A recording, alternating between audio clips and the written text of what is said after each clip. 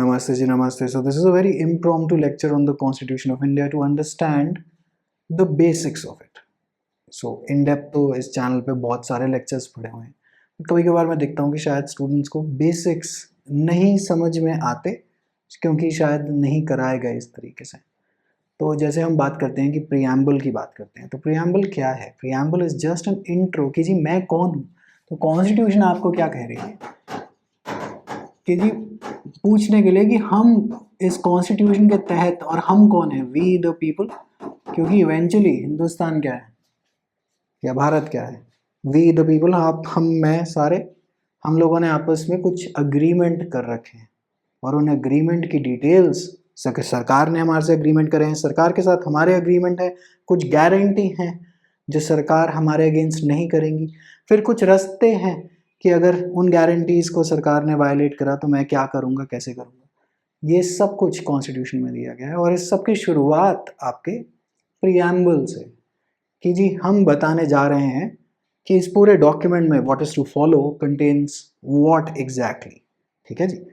तो इसके अंदर अगर आप, I am not going to go into sequence, मैंने बहुत सारे लेक्चर्स पहले करे हुए हैं, list of important articles to remember, the structure of the constitution, basic structure के बारे में कहानी दे रखी है, सारे के सारे केस लॉज ट्रेस आउट करे हुए हैं. कॉन्स्टिट्यूशन ऑफ इंडिया की प्लेलिस्ट आप इस चैनल पे चेक करेंगे तो आपको काफ़ी कुछ मिल जाएगा. And I will place this lecture there as well. तो बात आ रही है पार्ट 1, 2, 3 के बारे में. तो 1 से लेके 3 तक. अब 1 में ये पहले कहते हैं जी, पार्ट 1 में एक काम करते हैं, पहले डिफाइन तो कर लेते हैं कि भारत हिंदुस्तान की टेरिटरी क्या है, क्योंकि पाकिस्तान वालों को तो हमने राम राम करी थी ना 47 में कि भाई उधर रहना अब तुम. अब क्या चक्कर है, क्योंकि तुम्हारी डिमांड थी.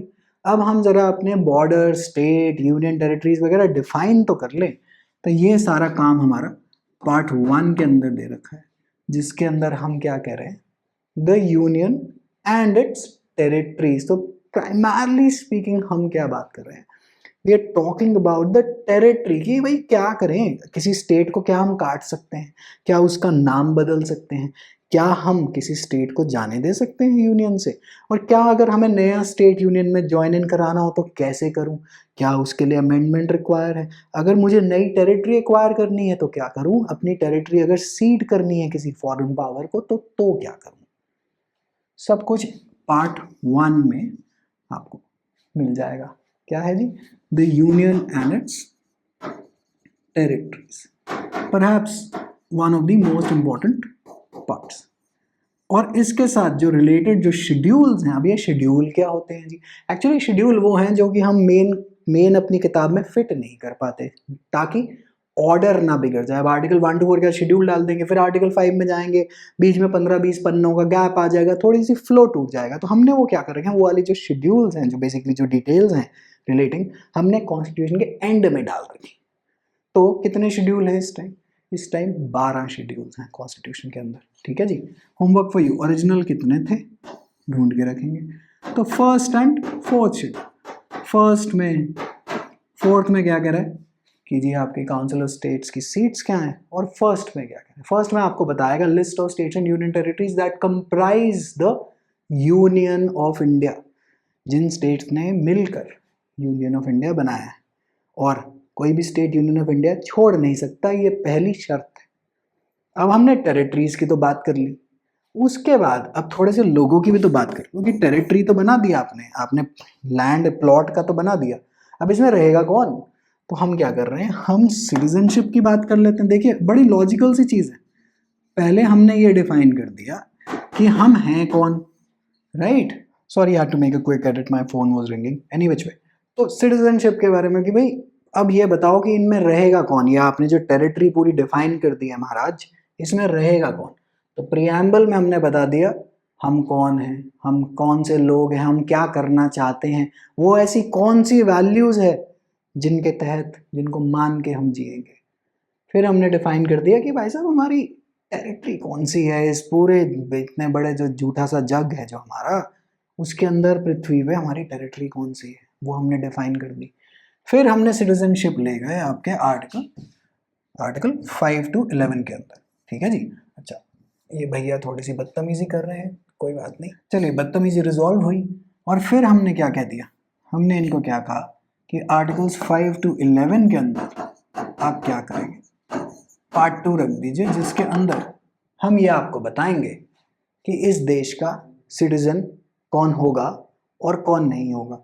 लेकिन वो डिटेल्स इतनी सारी हैं, पार्लियामेंट उसके बाद एक्ट बना ले, यही एक आर्टिकल कह रहा है। होमवर्क फॉर यू, कौन सा आर्टिकल ये कह रहा है, पार्लियामेंट को पावर दे रहा है कि भैया सिटीजनशिप पे ब्रॉड जो बेसिकली एक्ट बनानी, जिसमें आपने बहुत सारी डिटेल में जाना है, वो आप बना लीजिएगा। पार्ट 2 यहाँ खत्म होता है। अब हमने पहला क्या डिसाइड करा, पहले हमने इंट्रो दे दी, फिर हमने क्या डिसाइड करा था कि यहाँ पे हमारी टेरिटरी कौन होगी, फिर हमने क्या डिसाइड करा, टेरिटरी में लोग कौन रहेंगे। अब हम क्या बात करें, तो ये प्रीएम्बल में ये आपका पार्ट 1 हो गया, पार्ट 2 हो गया। अब हम क्या करें, अब हम इनके राइट्स के बारे में बात करते हैं कि अब इनको कुछ हक तो दे दो लोगों को, यही बात है ना, कुछ लोगों को हक दे देते हैं। तो आर्टिकल 12 से लेके 35 तक हमने लोगों को क्या दे दिया, साडा हक एथेरक, यही है ना, साडा हक एथेरक फंडामेंटल राइट। सरकार को हमने कह दिया कि ये लोगों के हक हैं, इनको मत छीनना तुम, क्योंकि सरकार के पास ज्यादातर इतनी पावर होती है कि वो रियलिस्टिकली तो रियल लाइफ में तो कर ही लेते हैं, बट कुछ ना कुछ एकेडमिकली हमें हमारे हक दे रखे हैं कि बेटे इनको आप नहीं छेड़ सकते, अनलेस एंड अनटिल आपने कोई स्पेसिफिक कंडीशंस के तहत आप ये हक लेके जाएं, फिर हमने अलाउ किया हुआ है। लेकिन वो दूसरी डिटेल की बातें हैं जो कि ऑलरेडी चैनल पे हो रखी हैं। हम लोग बहुत ज़्यादा ब्रॉड व्यू ले रहे हैं, जिसके अंदर हम ईच एंड एवरी डिटेल के बारे में नहीं बात कर रहे। तो हक वैसे अगर लिए जाएं आपके हक, तो रीजनेबल रिस्ट्रिक्शंस डिफाइन करके सिर्फ और सिर्फ तब हक लिए जा सकते हैं। तो 12 से 35 में ऐसा कह दिया कि लोगों से पंगा मत ले लेना भैया, लोगों से पंगा लेंगे तो क्या होगा, लोगों से पंगा नहीं लेते, लोगों अगर पंगा लेंगे तो क्या करेंगे। एक हक लोगों का ये है कि आर्टिकल 32 में वो सुप्रीम कोर्ट पहुंच जाएंगे, और हाई कोर्ट कहाँ पहुंचेंगे, आर्टिकल 226 में, कि मेरा हक जिसने कि तुमने गारंटी ली थी महाराज, पार्ट 3 में मुझे गारंटी दे रखी थी कि हम ये तुम्हारा हक नहीं छीनेंगे, तुमने छीना है। तो सुप्रीम कोर्ट जाना भी आपका एक तरह से क्या हक ही है, it is a fundamental right because it is falling under part 3 in 12 to 35, articles 12 to 35। अब तक मामला कुछ क्लियर हुआ कि कॉन्स्टिट्यूशन है क्या। और उसके बाद जब हमने हक तो इनको दे दिए, फिर हमने स्टेट को क्या कहा, स्टेट कौन सा, स्टेट गवर्नमेंट नहीं, पार्लियामेंट और स्टेट, कि महाराज कानून बनाते वक्त, क्योंकि कानून तो यही लोग बनाएंगे, क्योंकि हमने अपना प्रतिनिधि चुना है कि भाई हम अपनी जिंदगी जिएंगे, हम आपको टैक्स देंगे ना जी, हम आपको टैक्स देंगे, और जब हम आपको टैक्स देंगे तो उसके बाद आप देश का विकास करिएगा, और हम अपना काम करेंगे, आप अपना करिएगा। रियल लाइफ में नहीं होता, लेकिन थ्योरी में तो हो ही रहा है, समझने के लिए तो ये जरूरी है। तो अब हम स्टेट को क्या कह रहे हैं कि ये बात मन में जरूर रखना।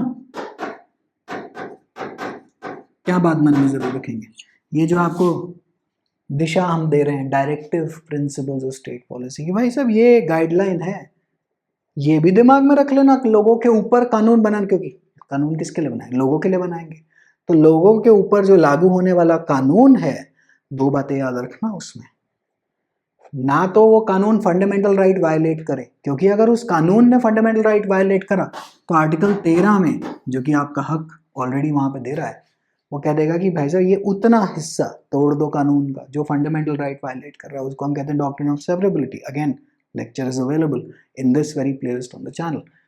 तो ये, और डॉक्ट्रिन ऑफ सेवरेबिलिटी के साथ डॉक्ट्रिन ऑफ एक्लिप्स भी है, वो पुराने कानूनों पे जो 1947 या 1949 से जो पहले के जो कानून हैं उनके ऊपर ये बात लागू होती है कि उनका क्या होगा, उनकी दुर्दशा क्या है, क्या उनको हम काट के फेंक देंगे कूड़ेदान में, क्या वो हाइबरनेशन या स्टैंड बाय मोड में चले जाएंगे, उनको डॉक्ट्रिन ऑफ एक्लिप्स कहते हैं। दूसरे दिन की बात है वो। तो डीपीएसपी मन में जरूर रखिएगा, क्या रखेंगे, गाइडलाइंस बता रहे हैं आपको। पार्ट 4 के अंदर मैंने आपको गाइडलाइन बताई कि ये मन में जरूर, लेकिन इन गाइडलाइंस को लेके कोई कोर्ट नहीं पहुंच पाएगा कि अरे ये गाइडलाइन तुमने वायलेट कर दी। कहाँ दिख रखा है, आर्टिकल 37 में। लेकिन अगर तुमने पार्ट 3 में कुछ वायलेट करा तो 32 या 226 के तहत पक्का कोर्ट में पहुंचूंगा। अभी तक मामला क्लियर? तो हमने क्या क्या बात करी? इंट्रोडक्शन दे दिया कि हम लोग क्या करना चाहते हैं और कौन है। फिर पार्ट 1 में ये बता दिया कि हमारी टेरिटरी कौन सी है। पार्ट 2 में ये बता दिया कि इस टेरिटरी में रहने वाले लोग कौन से हैं। पार्ट 3 में ये बता दिया कि इनका हक कौन सा है। पार्ट 4 में क्या बता दिया कि ये बात तुम याद रखना। कौन? सरकार। यही है ना अभी तक पार्ट 4। फिर इंदिरा गांधी जी की सरकार को याद आया कि यार इतने इतने हमने राइट दे दिए हैं, यहाँ पर इतने इतने राइट दे दिए हैं, तो एक काम करते हैं, थोड़े से जहाँ पे देखिए जहाँ पे राइट होंगे वहाँ पे कुछ ड्यूटी भी तो होनी चाहिए। तो जो चीज़ हम भूल जाते हैं उसको हम क्या करते हैं, संशोधन या अमेंडमेंट से ले आते हैं कॉन्स्टिट्यूशन में, राइट। तो पार्ट 4A फंडामेंटल ड्यूटीज ले आए थे हम लोग अमेंडमेंट करके। कौन सी अमेंडमेंट से? 42nd अमेंडमेंट से। इस टाइम कितनी फंडामेंटल ड्यूटीज हैं? 11 ड्यूटीज हैं।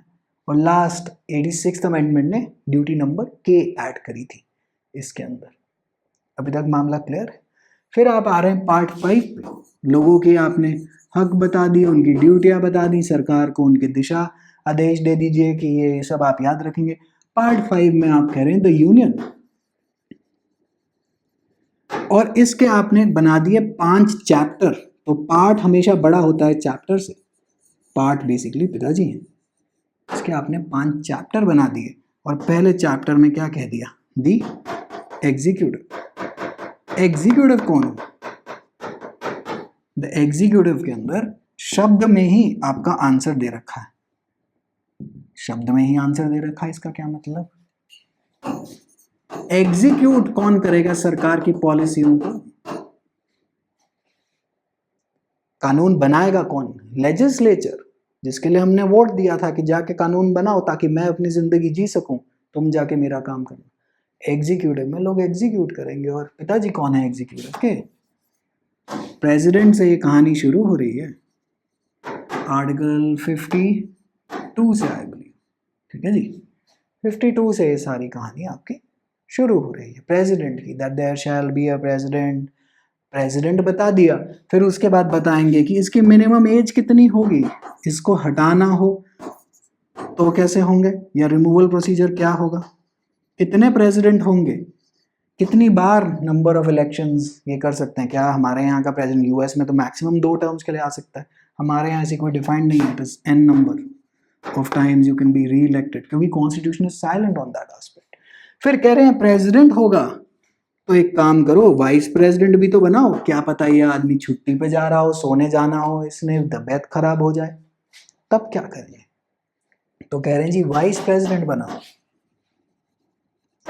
लेकिन अब ये लोग जब छुट्टी पे जाएगा तभी एक्टिवेट होगा, फिर इसको इतनी तनख्वाह क्यों देंगे? एक काम करो, क्योंकि ये वाइस प्रेसिडेंट है, इसको एक्स ऑफिशियो चेयरमैन दे दो राज्यसभा का। क्या प्रॉब्लम है? क्योंकि ये वाइस प्रेसिडेंट, इसीलिए एक्स ऑफिशियो चेयरमैन, अपनी गद्दी के दम पर राज्यसभा के भैया चेयरमैन हो गए।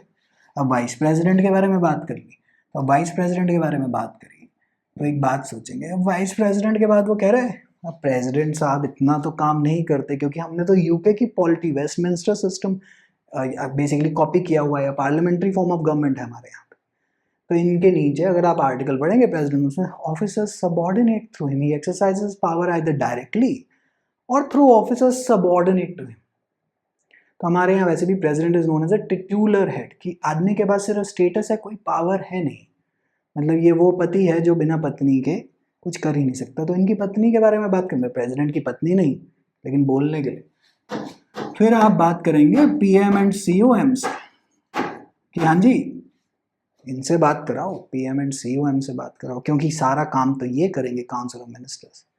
क्या मिनिस्टर कानून भी बनाएगा? क्या is he part of the legislature? Yes, Lok Sabha Rajya Sabha का मेंबर होना चाहिए मिनिस्टर बनने के लिए। लेकिन अगर नहीं है तो 6 महीने के लिए मिनिस्टर आदमी बन सकता है, प्रोवाइडेड दैट कि 6ठे महीने यहाँ पे आ जाए, और नहीं आए तो फिर मिनिस्टरशिप छोड़ दीजिएगा, कोई बात नहीं।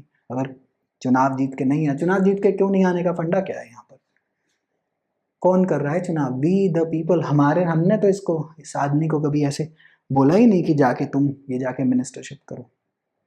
कभी आपने कभी ये वोट नहीं दिया कि एजुकेशन मिनिस्टर कौन होगा, वो सब प्राइम मिनिस्टर चुनता है, अपॉइंट प्रेसिडेंट करता है, बट चुनता कि यार ये काम ये आदमी ये काम करेगा वो काम करेगा। लेकिन हमने ये चुना था कि आदमी कौन होंगे, उसके बाद पूल तो पीएम साहब चुनते हैं, और पीएम को अपॉइंट भी कौन करता है, प्रेसिडेंट। हम चुनते हैं, मैंने अपॉइंट नहीं करा, शब्दों पे ध्यान दीजिएगा। और उसके बाद पीएम सीएम के बाद फिर सरकार का वकील भी चाहिए, जिनका नाम क्या है, एडवोकेट जनरल या अटॉर्नी जनरल, अटॉर्नी जनरल भैया। और अगर आप यहाँ पे कॉन्स्टिट्यूशन संविधान में ध्यान देंगे तो यहाँ पे आपका द एग्जीक्यूटिव जाके खत्म होता है, पार्ट 1 चैप्टर 1। तो इसका मतलब एग्जीक्यूटिव के मेंबर कौन कौन हो गए, president, vice president, PM, COM, attorney general, यही है ना। अच्छा जी, उसके बाद आप अटॉर्नी जनरल के बाद ऊपर आते हैं, और ये भैया हमें ऊपर नहीं होने दे रहे, होने दे प्लीज़, हो जाएंगे, अभी भी नहीं होने दे रहे, कोई बात नहीं, इनको हम यहाँ लेकर आते हैं और बोलते हैं कि महाराज थोड़ा सा हमें ऊपर होने दो। चलो जी, ऊपर हो लेते हैं अब हम। अच्छा, ऊपर हो गए, वो भी नीचे वाले भैया भी पहले के वापस आ गए, ऊपर हो लिए अब हम। उसके बाद अब हम चैप्टर 2 में क्या करें, अभी तक तो हमने चैप्टर 1 की बात करी थी, अब हम चैप्टर 2 में क्या करें, इनको बिठाएं कहाँ, इतनी सारी जो जनता है। एक काम करते हैं, द पार्लियामेंट बना लेते हैं, है कि नहीं, द पार्लियामेंट बना लेते हैं। और लोकसभा, राज्यसभा, स्पीकर क्या करेगा, लोग डिस्क्वालीफाई कैसे होंगे, डेप्यूटी स्पीकर क्या काम करेगा, बिल कैसे एक्ट के तहत ये एक्ट बनेगी रादर, या इनके पास फ्रीडम ऑफ स्पीच है क्या पार्लियामेंट के अंदर, पार्लियामेंट में ये क्या करेंगे, मनी बिल कहाँ आएगा कहाँ जाएगा, ये सारा कुछ आपको पार्ट 5 चैप्टर 2 में मिल जाएगा। सारी डिटेल तो नहीं, क्योंकि फिर रूल्स में है बाकी जो कंडक्ट ऑफ बिजनेस रूल्स होते हैं हाउसेस के, क्योंकि काफ़ी सारी चीज़ें हम यहाँ पे नहीं पूरी फिट इन कर सकते। ठीक है जी, फिर आप आ रहे हैं, पहले हम बोर्ड से अपनी अनुमति ले लें, फिर हम आ रहे हैं कि पार्ट 3 के अंदर, पार्ट 3 क्या है, पार्ट 3 कह रहा है legislative power of the president, legislative power. अभी तक ऊपर क्या नाम दिया था हमने इनको, द एग्जीक्यूटिव, अब है legislative power of the president, कि अगर पार्लियामेंट ना हो सेशन में, पार्लियामेंट छुट्टी मनाने गया है, मनाली में है, हिमाचल प्रदेश में है, उत्तराखंड में देवभूमि में घूम रहा है, और कोई कानून बनाना है हमें इमरजेंसी में, तो आर्टिकल 123 में हमने प्रेसिडेंट भैया को पावर दे दी, बाद में हाउसेस से अप्रूव करा लेना, लेकिन कानून अभी के अभी बना दो। सिचुएशन ही ऐसी है दैट इट रिक्वायर्स अर्जेंसी, और अर्जेंट सिचुएशन में पब्लिक इंटरेस्ट में हमने कानून बनवा दिया। फिर हमारे पार्ट 4 में कह रहे हैं कि एक काम करो भैया, क्योंकि हमारे पार्ट 4 कह रहा हूँ, चैप्टर 4, अभी ऊपर अच्छा पार्ट 3 कर दिया मैंने, चैप्टर 3। फिर हम आ रहे हैं चैप्टर 4 में। चैप्टर 4 के अंदर क्या कह रहे हैं, चैप्टर 4 में द यूनियन जुडिशरी, अच्छी बात है, स्टेट के बारे में तो नहीं बात करी हमने, the union judiciary, the union judiciary क्या है, सुप्रीम कोर्ट के बारे में बात कर ली। और फिर हम क्या कह रहे हैं कि चैप्टर 5 कि जी सुप्रीम कोर्ट की हमने सारी बात कर दी, और पार्ट 5 के जो 5वां चैप्टर, अब ऐसा है ना, सुप्रीम कोर्ट के जज वज आपने बना दिए, अब क्या आ रहे हैं, सीएजी भैया कोई सरकारी खजाने पे भी तो ऑडिट करेगा, देखेगा कि क्या पता ये चोरी ही ना कर जाए, पब्लिक का सारा पैसा ना खा जाए, तो उसके लिए हमने अकाउंटेंट साहब भी बिठा दी। और अब यही पूरी कॉन्स्टिट्यूशन आगे स्टेट लेवल पे रिपीट हो जाती है टिल पार्ट 12, जहाँ पे आपकी property, finance, contracts etcetera etcetera. अब आप स्टेट लेवल पे बात करेंगे, फिर म्यूनिसिपल जाएंगे, म्यूनिसिपैलिटियाँ जाएंगे, पंचायत पे जाएंगे, हाई कोर्टों पे जाएंगे, governor, chief minister, overall structure आपको समझ में आया कॉन्स्टिट्यूशन। और उसके बाद जो बच गया, election commission, UPSC, all India judicial services, वैसे जो कि अभी एग्जिस्ट नहीं करती हैं, आज shooting this lecture right now. और उसके बाद क्या आएगा, ऑफिशियल लैंग्वेज 370, और फिर जाके कॉन्स्टिट्यूशन क्लोज आउट होगी। खैर वो किसी दिन और किसी लेक्चर में बात करेंगे. But overall, hopefully, the purpose of this lecture is to show you what the Constitution broadly really is, so that you can understand what the hell is happening within the Constitution. Why is it well the way it is? क्योंकि अगर आपको ये पूरा अगर overall दिमाग में structure समझ में आ गया, मेरे हिसाब से ऐसा कोई एग्ज़ाम नहीं है या ऐसा कोई जहाँ पे भी कॉन्स्टिट्यूशन पॉलिटी ऑफ कोर्स पूछी जाए कि आपको एक रोड मैप बेसिकली क्लियर नहीं होगा. क्योंकि आजकल जो ट्रेंड है, जो एमसीक्यूज जो आते हैं किसी भी एंट्रेंस में थोड़े टेढ़े प्रकार के आते हैं. वो बिल्कुल जो डायरेक्ट जो बिल्कुल वन शॉट वाले एमसीक्यू तो ऑलमोस्ट एक्सटिंक्ट हो गए हैं. तो एग्जामिनर जिस तरीके से पूछता है, ये रोड मैप शायद आपको काम में आए. बाकी इस चैनल पे right to vote, right to property, जो सब कुछ बेसिकली कॉन्स्टिट्यूशन लॉ का बहुत बहुत सारा सामान पड़ा है. और उस सामान / लेक्चर को देखने के लिए explore the playlist. Alright, wishing you all the very best. Take care, bye.